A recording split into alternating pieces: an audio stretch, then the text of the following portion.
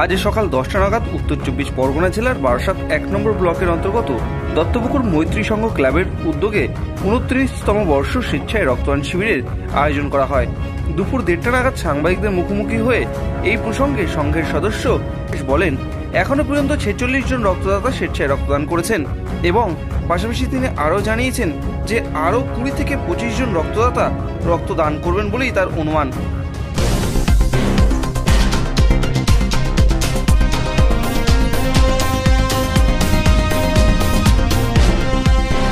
আপনারা দেখছেন নিউজ এ বাংলা, কারো পক্ষপাতিত্ব নয়, জনগণের স্বার্থে নিরপেক্ষ খবর করতে আমরা আছি আর থাকব।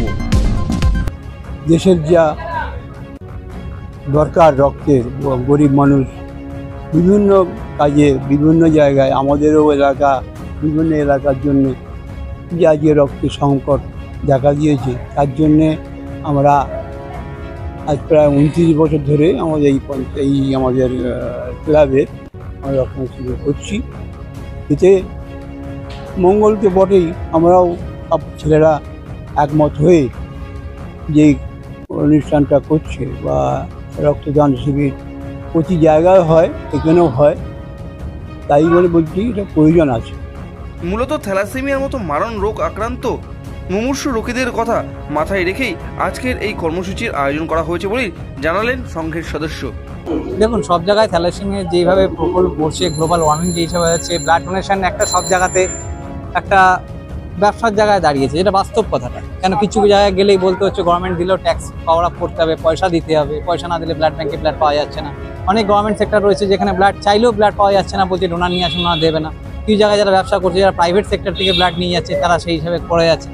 কিন্তু আমাদের ক্লাব বা যে কোনো ক্ষেত্রেই আমরা চেষ্টা করি যে কোনো ব্লাড ব্যাঙ্ক যতটা ফ্রি কস্টে, গভর্নমেন্টের যেটুকুনি রুলস অ্যান্ড রেগুলেশন হিসাবে আছে, যেই টাকাটা দিয়ে যদি সেটা পেয়ে যাওয়া যায় সেটা চেক করা হয়। আর তাছাড়া আমরা কিছু ডোনার আমরা আলাদা রাখি, যে ডোনারগুলোকে আমরা ব্লাড দিতে দিই না। কেন অনেক সময় কী হয় যে অনেক গভর্নমেন্ট হসপিটাল থেকে যারা প্রাইভেট হসপিটালে ভর্তি হয়, সেখানে ব্লাড ব্যাঙ্ক থাকে না, যে বাইরে থেকে ব্লাড সাপ্লাই এনে দিতে হয় হসপিটালগুলোতে। কিন্তু অনেক হসপিটাল আছে তাদের ব্লাড ব্যাঙ্ক নিজস্ব থাকে, সেখানে বলে যে ডোনার লাগবে, এবং সেক্ষেত্রে আমরা ডোনার প্রোভাইড করতে পারি না। সেক্ষেত্রে কিছু আমরা ক্লাবের যারা সদস্যরা আছে, যে আমরা কিছু লোক ব্লাড দেওয়া করাই না তাদেরকে, তারা শুধু এক্সপোর্ট রাখি, যাদের কখনো যদি ডোনার লাগে তাদেরকে আমরা সেই জায়গায় ইমপ্লিমেন্টেশনটা দেওয়ার জন্য এই জিনিসটা। যারা রক্ত দিতে ভয় পায় তাদেরকেও আমরা নিয়ে এসেছি। কিছু কিছু লোক এবারে রক্ত দিয়েছে, তাদেরকে আমরা ভয়টাকে ভাঙিয়েছি, কেননা রক্ত দিলে অসুবিধা খুব একটা হয় না। আর রক্ত মোটামুটি 3-4 দিনের মধ্যে সে রক্ত আবার আস্তে আস্তে তৈরি হয়ে যায়, সেই ভালো জায়গায় আবার চলে আসে। সেই রকম লোকও এবারে রক্ত দিয়েছে।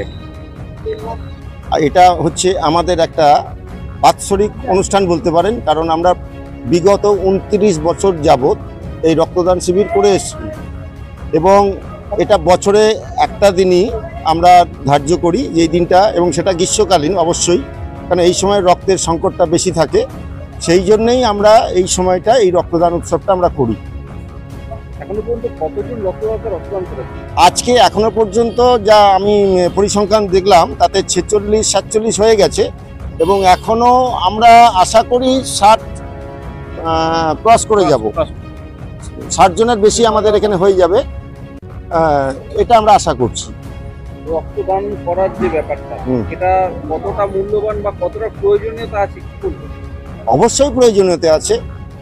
অনেক দুস্থ মানুষ যারা আমাদের এখানে আসেন, যারা কার্ড নিয়ে বিভিন্ন হসপিটালে রক্তের যখন সংকট হয়, তারা আমাদের এই ক্লাব থেকে কার্ড নিয়ে যান, তার বিনিময়ে তারা সেখান থেকে রক্তটা সংগ্রহ করতে পারেন। আমরা সেই সমস্ত ক্ষেত্রে, মুমূর্ষু রোগীর ক্ষেত্রে আমরা সেই সমস্ত রক্তর কার্ডগুলো তাদের হাতে তুলে দিই। তাদের উপকার হলে আমাদের ক্লাবের এই রক্তদান শিবির সার্থক বলে আমরা মনে করি।